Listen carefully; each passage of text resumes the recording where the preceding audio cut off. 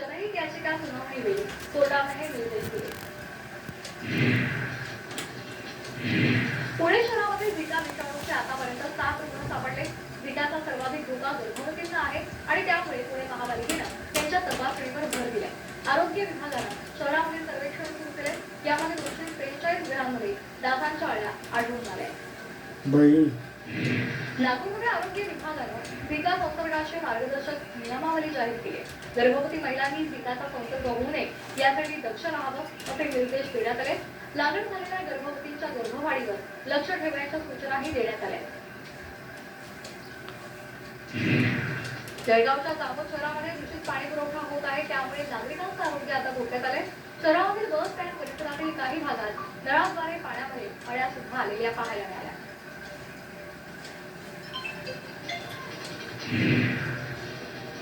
एक महत्त्वाची बातमी. शिवसेना आमदार अपात्रता प्रकरणी राहुल नार्वेकरांनी दिलेल्या निर्णयाविरोधात ठाकरे गटानं सुप्रीम कोर्टात याचिका दाखल केली होती. या याचिकेवर 19 जुलैला सुप्रीम कोर्टात सुनावणी होण्याची शक्यता आहे.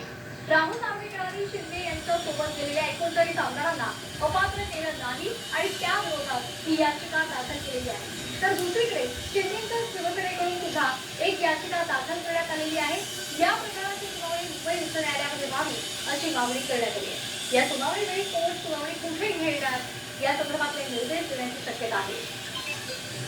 शिवसेना आमदार अपात्रता प्रकरणी राहुल नार्वेकरांनी दिलेल्या निर्णयाविरोधात ठाकरे गटानं सुप्रीम कोर्टात याचिका दाखल केली होती आणि या याचिकेवर 19 जुलैला सुप्रीम कोर्टात सुनावणी होणार आहे.